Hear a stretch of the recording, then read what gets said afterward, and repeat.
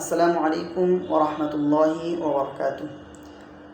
হামিদুন ওয়া নুসাল্লি আলা রাসূলিহিল কারীম, আম্মা বাদ। আমরা ঈমানের ৭৭টি শাখা নিয়ে আলোচনা করেছি আলহামদুলিল্লাহ। আমরা আমাদের আলোচনার প্রায় শেষের দিকেই আছি। আমাদের আজকের আলোচনার বিষয়বস্তু হচ্ছে নৈতিক আচরণ নিয়ে।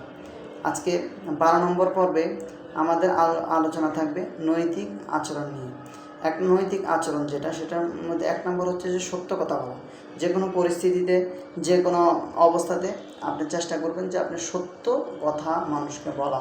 2 নম্বরই করার চেষ্টা না করা, এটা মানুষের একটা গুরুত্বপূর্ণ ঈমানের একটা অংশ। 2 নম্বর হচ্ছে যে আমানতদার হওয়া। যে কোনো ক্ষেত্রে আপনার আমানতদারিতা রক্ষা করা। যে একজন মানুষ আপনাকে একটা জিনিস রাখতে দিয়েছে, সেক্ষেত্রে যে আপনার আমানতদারিতা রক্ষা করবেন ব্যাপারটা কিন্তু এমন নয়। আপনার কাছে আপনি একটা প্রতিষ্ঠানে চাকরি করছেন, বা আপনার বাচ্চা কাচ্চা সব কিছুই আপনার কাছে আমানত। তো ওই আমানতগুলোকে আপনার রক্ষা করা, এর যথাযথ ব্যবহার করা, এই জিনিসগুলোর ক্ষেত্রে খুব সতর্ক থাকা। এরপর হচ্ছে অঙ্গীকার পূরণ করা। আপনি একজনকে একটা অঙ্গীকার দিলেন, কিন্তু যখন সেই অঙ্গীকার পূরণের সময় হবে তখন আপনি সেটা পূরণ করলেন না। তো এইটাও ঈমানের একটা অংশের মধ্যে থেকে একটা, যে অঙ্গীকার পূরণ করা। এর পরবর্তীতে আছে যে প্রতারণা না করা। মানুষের সাথে প্রতারণা, ছলছাতুরি, এগুলো থেকে নিজেকে রক্ষা করা। গীবত না করা। আমরা একে অপরের মাঝে চায়ের আড্ডায় বা বিভিন্নভাবে আমরা একে অপরের গীবত করি এবং নিজেদেরকে জাহির করার জন্য আমরা সর্বোচ্চ চেষ্টা করি। তো গীবত খুব অত্যন্ত ঘৃণ্য একটা কাজ। আল্লাহ সুবহানাহু ওয়া তাআলা বলেন যে ব্যক্তি গীবত করে সে যেন তার মৃত ভাইয়ের গোস্ত খায়।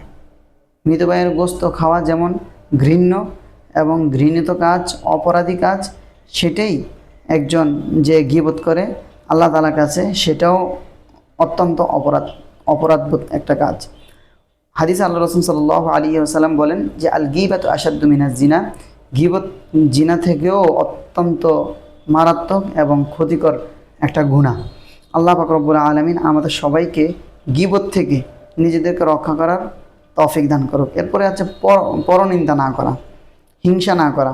পরনিন্দা, আমরা একজনের ভালো দেখলে আমরা কি করি, এটা আমাদের সহ্য হয় না, পরনিন্দা করি। অন্যদেরকে একটা নিন্দা, যে তুচ্ছ তাচ্ছিল্য করা, যেটা আচ্ছা না দেওয়া।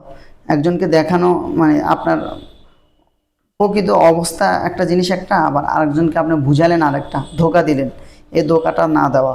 কারো ক্ষতি না করা, অহংকার ত্যাগ করা, কারো ক্ষতি করা যাবে না। তারপরে হচ্ছে অহংকার, নিজের অহমিকা, নিজেদেরকে বড় জাহের না করা। এর পরবর্তীতে ঈমানের যে শাখা রয়েছে তার মধ্যে গুরুত্বপূর্ণ শাখা হচ্ছে যে বিনয়ী হওয়া, নম্র হওয়া, মানুষের সাথে ভালো ব্যবহার করা, ভালো আচরণ করা। একজন মানুষ যেভাবে আপনার কথার মাধ্যমে আকৃষ্ট হবে এবং খুশি হবে, সেভাবে তার সাথে কথাবার্তা বলা, হাসি মুখে কথা বলা। এর পরবর্তীতে যে ঈমানের ৭৭টি শাখার মধ্যে অন্যতম, সেটা হচ্ছে যে মানুষের সাথে ভালো ব্যবহার করা। তো এই আলোচনাগুলো হচ্ছে যে আপনার নৈতিক, এটা হচ্ছে যে আপনার নীতিগত নৈতিক একটা দায়িত্ববোধের মধ্যে এই আলোচনাগুলো পড়ে। তো আল্লাহ পাক রব্বুল আলামিন আমাদেরকে নৈতিক আচরণ, আমাদেরকে ভালো হওয়ার তৌফিক দান করুক। আমিন। ওয়া আখিরু দাওয়ানা আলহামদুলিল্লাহি রাব্বিল আলামিন। পরবর্তীতে 13 নম্বর পর্বে আমরা ইনশাআল্লাহ আলোচনা করব যে পারিবারিক দায়িত্ব ও নৈতিক সুরক্ষা। 2টা বিষয় নিয়ে আমরা আলোচনা করব। 1 নম্বর হচ্ছে যে পারিবারিক দায়িত্ব, 2 নম্বর হচ্ছে যে নৈতিক সুরক্ষা। আল্লাহ পাক রব্বুল আলামিন আমাদেরকে তৌফিক দান করুন। আমিন। ওয়া আখিরু দাওয়ানা আলহামদুলিল্লাহি রাব্বিল আলামিন।